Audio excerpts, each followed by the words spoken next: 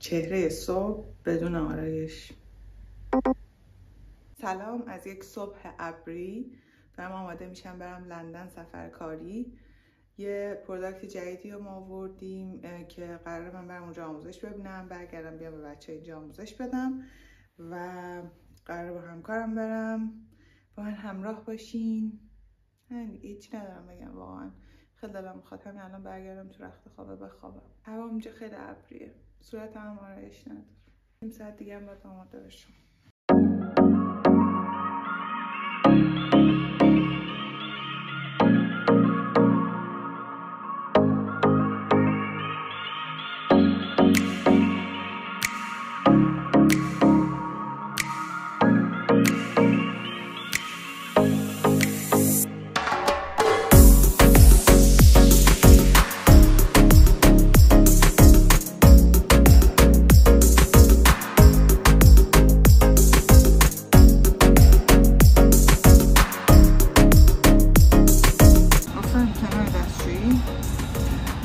قطارم یه ساعت دیگه بود و نه، قطارم یه ساعت دیگه نبود، یه ایستگاه دیگه بود و ما رفته بودیم اونجا، همینجوری نشسته بودیم، یهو دیدم قطار نمیاد و نگاه کردم استیشنش عوض کردم، اما بودو اومد دیگه. تازه چی بپوشه؟ خب بعد شک داشته ببینه همه داره ریکوردی هیچی که جامعه جابجا کردم کنار دستشویی نباشیم. یکی هم می‌خواسته دامن بپوشه و شک داشته. اسم نمیبریم که Good morning and welcome on board the 0806 London North Western Railway service to London Euston.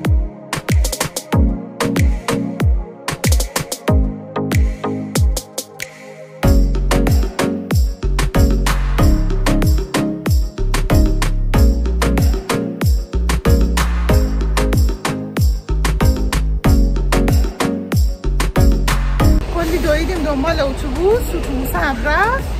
8 دقیقه دیگه باید وایسیم تا اتوبوس بیاد. همین دیگه.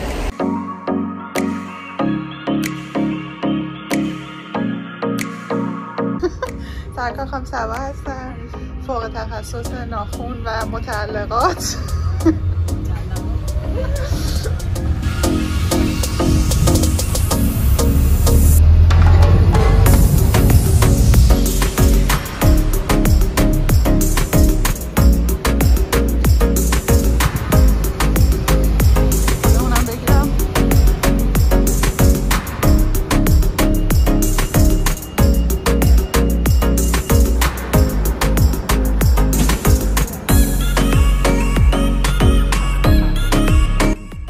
دستام اینقدر بد میفته تو ویدیو، این چه بحثیه؟ دستات بده.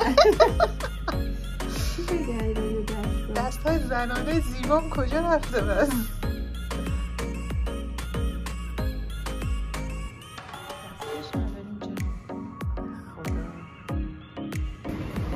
این از ناخونای اکستنشنی بنده. چیه بابا این؟ خیلی خدایش زیاده. نگه دار دستتو رو یکی نگه گمش نکن.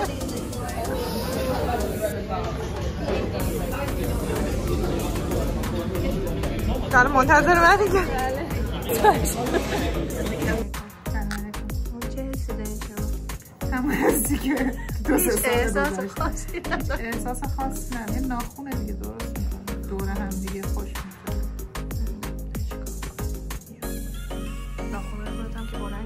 ناخونه خودم بلند کار نمیکنم، یاد یارم نمیدونم شده بلند چجوری واقعا کار که بسته به عادت خانم. مثلا من ناخونم کوتاه کردم، ایشونم ناخوناشو اینجوری زده. میریم که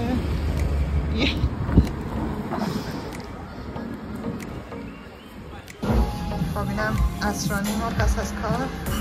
نه ناخوناتو نشون بده، ناخوناتو نشون بده.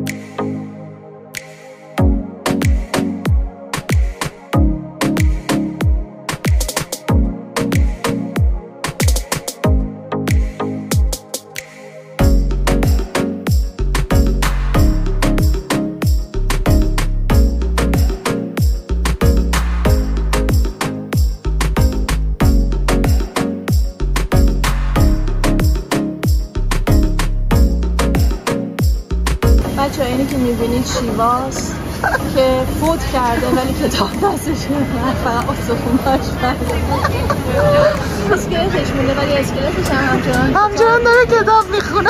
این شالی هم بسته به کمر سرما نکشید.